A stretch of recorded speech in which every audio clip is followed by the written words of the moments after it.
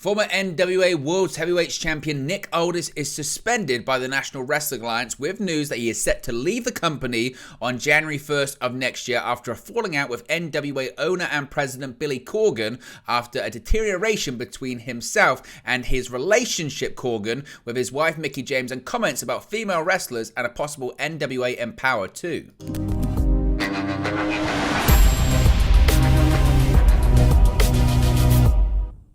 Hey guys, welcome back to Wrestling News 365. Hope everyone is doing very well. As always, there are plenty of news stories to get into and a bit of a change for today. We don't usually cover too much National Wrestling Alliance news because frankly, there isn't too much to cover. Certainly, that's worth talking about. But there's a massive story coming out of the NWA this evening and it pertains to really one of the cornerstones of their company, certainly in this Billy Corgan era, and that is Nick Aldis, the former NWA World Heavyweight Champion, is set to leave the company, and seemingly there's a massive blow-up when it comes to his departure from the company, Aldis being outspoken about the company's direction, the owner Billy Corgan, his comments about female wrestlers and an NWA Empower too. This is a really wild story that, again, it's pro wrestling, so always be cognizant of a possible work here. But nevertheless, it's been now well over a year since the National Wrestling Alliance held the Empower pay-per-view, an all-women's wrestling event that was presented as part of the NWA's 73rd anniversary weekend in August of last year. And since it ended, many have been wondering when the NWA will be holding the second edition of the event. So far, the event has yet to reappear, and NWA President Billy Corgan has received criticism from several wrestling figures, including Women's Wrestling Project founder and AEW star Maria Kanellis Bennett, for some of his statements on why a second Empower event hasn't taken place. In an appearance on the 10 Count, the Smashing Pumpkins lead singer was asked about the possibility of Empower 2, and while Corgan seemed more open to the idea of another Empower than he has at times, he again highlighted several reasons as to why he's not keen on running the event again this time. Quote, "I'm really intrigued by the interest in Empower," Corgan said.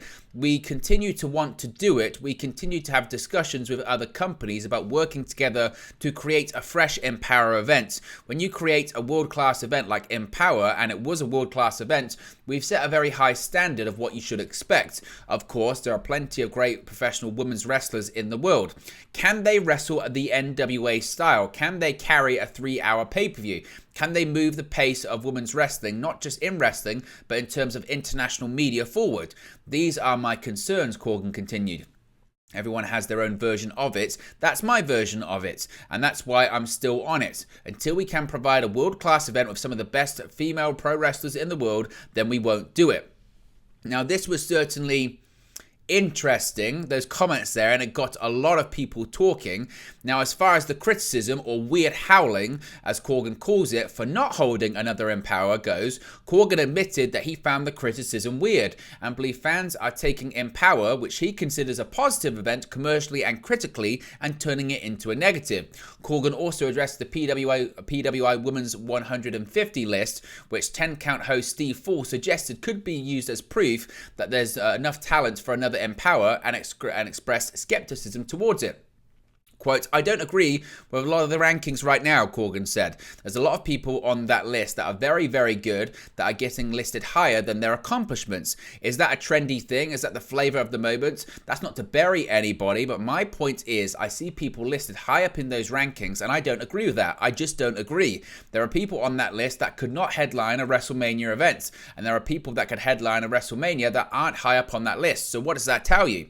Despite his stances, Corgan again wanted to make clear he considers this sort of discussion debate over women's wrestling and the idea of a second Empower event as a positive dialogue in the industry. "Here's the great thing," Corgan said. "We're debating something that's now important, that 5 years ago wasn't important. Anybody listening, don't take a positive and make a negative. It's good we're debating these things."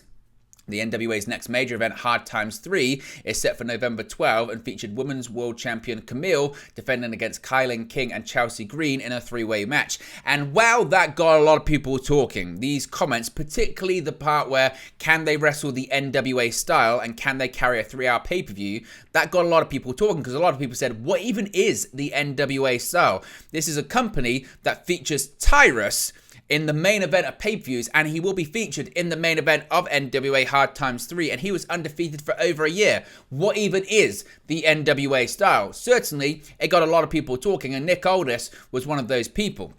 As I mentioned, it was a busy day about all with Billy Corgan and the National Wrestling Alliance, and it appears now the situation between the NWA and its top star Nick Aldis is coming to a head after Aldis announced he was giving NWA his notice. This notice has actually sort of led to him being suspended, but PW Insider reported previously, if you're not aware, that Nick Aldis has given his notice. He is leaving the National Wrestling Alliance. PW Insider noted that Aldis announced he was leaving in an Instagram subscriber video. He gave his notice to the NWA on Sunday night and made it clear that he was not happy with the promotion or its current direction. His contract with the NWA is set to expire in January of 2023, so the logic is that come January 1st next year, he'll be gone. Back in August, Aldis was removed from the NWA 74 pay-per-view main event. He was originally supposed to face NWA World Heavyweight Champion Trevor Murdoch, but NWA changed Murdoch's challenger to Tyrus. As noted, Aldis spoke about being removed from the main event while at StarCast 5 with FC Scoops correspondent Ella J, where he said he couldn't believe it and he didn't understand why he was removed from the match. In the end, Aldis ended up defeating Flip Gordon at NWA 74. Of course, as mentioned, he's been a mainstay for the NWA really since the Billy Corgan era. He made his NWA debut on the Championship Wrestling from Hollywood show in September 2017, where he defeated Will Rude. In his career, he's held the NWA World Heavyweight Championship twice. His first reign was from September 2017 to September 2018, while his second reign was from October 2018 to 2021. It's also interesting to note that AEW did actually make Aldis an offer in 2019, but he declined it, opting to stay with the NWA at the time and stick with the company. And really, at one point, it was rumors he even had bought into the company as well.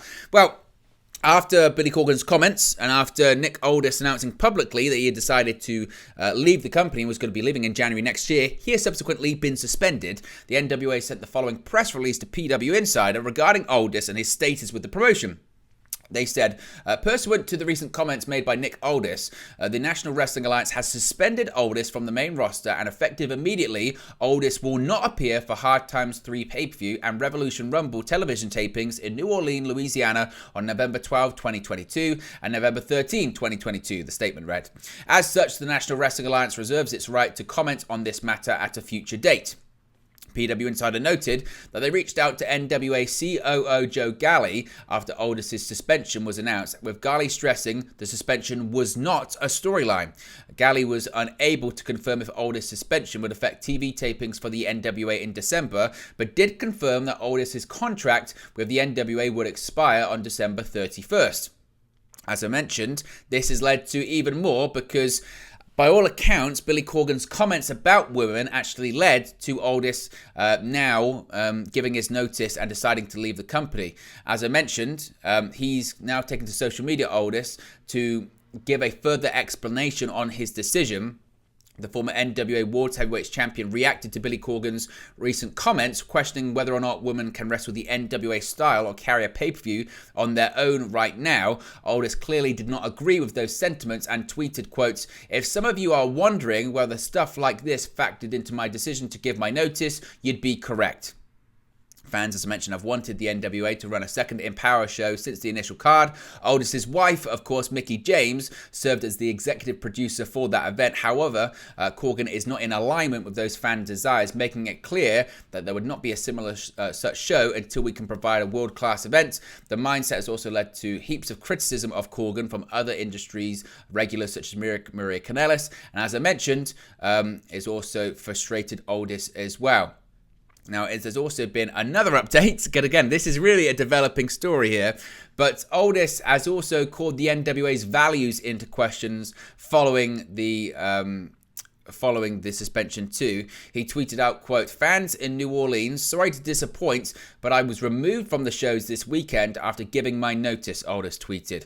"I fully intended to fulfill my obligations to the audience, but unfortunately, the company doesn't seem to share the same values."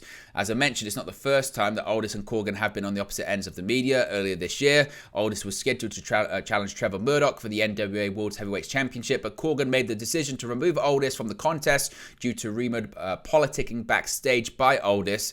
He's been one of the NWA's top featured attractions since Corgan became the owner in 2017. Of course, he was famously part of that NWA World Heavyweight Championship match at the All In pay-per-view in 2018, where he lost the title against Cody Rhodes. And then just a few weeks later, an NWA, I think it was 70th anniversary pay-per-view, he won the championship back from Cody Rhodes. But it would appear that he's now on his way out of the company. Fightful Select has also provided some new details regarding this relationship between Nick Aldis and the NWA and Billy Corgan deteriorating rapidly over the course of the last few months.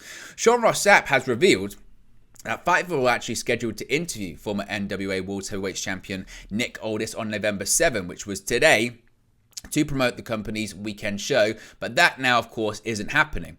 Fightful's talk with Aldis was postponed after he was pulled from the weekend shows after being outspoken about his decision to give notice that he was leaving the NWA on January 1st. NWA issued Fightful a statement saying that the statement that basically read earlier, but we'll read it once again. Pursuant to the recent comments made by Nick Aldis, the National Wrestling Alliance has suspended Aldis from the main roster, and effective immediately, Aldis will not appear for the Hard Times 3 pay-per-view and Revolution Rumble television tapings in New Orleans on November 12, 2022 and November 13, 2022. As such, the National Wrestling Alliance reserves its right to comment on this matter at a future date. In postponing the interview, Aldis noted that Billy Corgan's disrespect towards Aldis' wife Mickie James in the lead-up and following NWA Empower was a huge reason for the relationship between Aldis and the NWA souring. It was noted that they've never spoken out about it publicly because of Aldis' spot as a top name in the NWA. So if this is something to be believed here, it's a case of this has been bubbling for a while, and these issues between Aldis and Corgan have been going on for quite a while in the lead up to NWA Empower last year, which was in August of last year, and following that with no NWA Empower 2 seemingly being on the horizon. Fightful have also heard from several women who have regularly appeared in NWA who also felt disrespected by Corgan and Trevor Murdoch's claims that there wasn't enough depth or enough women that could work the NWA style to do a second Empower show. Aldis was scheduled to compete for the NWA World Championship at NWA 74, but he was replaced by Tyrus.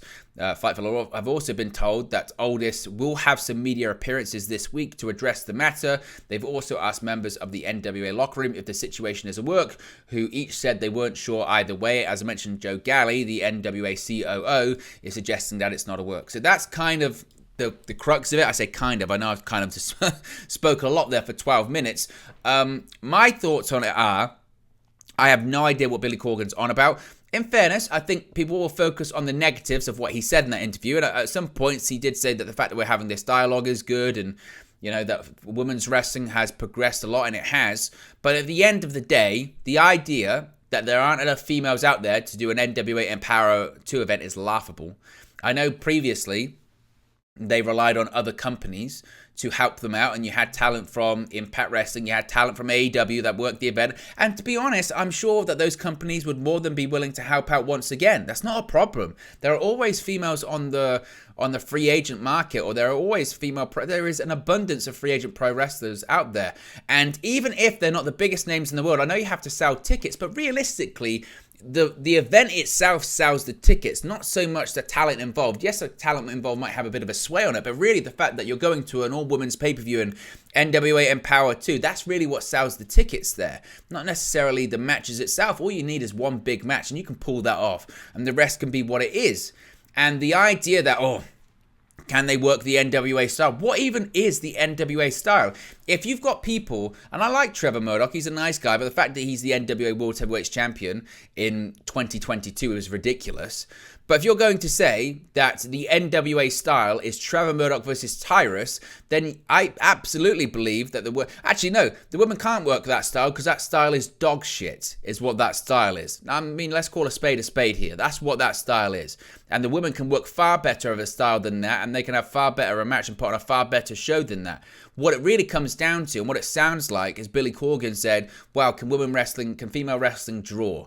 And this is the same thing that we have in AEW of, well, it's the lowest rated segment on the show. That's because you're telling the audience that it should be. If you give women's wrestling only 5 minutes per week in one segment of a show, and you cram everyone into that segment, and you go, oh, I wonder why it doesn't draw, it's because you haven't told your audience that you should care. If you feature women in the main event or in the opening match or in several matches and in several major storylines on the show, then the audience will care. Make stars. Tell your audience, these are people you should buy into. These are people that you should believe. And even if initially it doesn't draw, keep doing it over and over and over again until you build the stars up. That's how pro wrestling works. Everyone has to start somewhere. Everyone comes from nothing. Everyone comes from not being a draw. You build them up by booking them properly. You build them up by allowing them the opportunity to get over with the audience. If you don't give them the opportunity to get over with the audience, then yeah, they're not going to draw. But if you give the females an entire pay-per-view to get over with the audience and have that star-making moment, you'll create stars and then you'll draw. It has nothing to do with gender. It's not male or female or anything like that.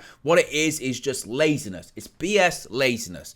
If it's all true. The crazy thing is here, and this is the problem with pro wrestling, I guess, is that we always second guess ourselves. This could absolutely be a work. Because what's in vogue right now with pro wrestling?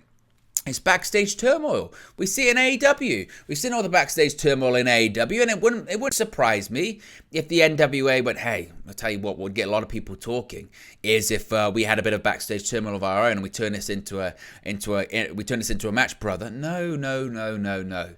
And frankly, I hope it's not. I really hope it's not, because I don't want women's wrestling to be dragged through the mud in the sake of a storyline that profits a male main eventer. That doesn't seem particularly right. And given the circumstances, I don't believe that this is a work or anything like that. And, Nick Aldis, would have every right to be frustrated as well, because, again, he really bet on this company.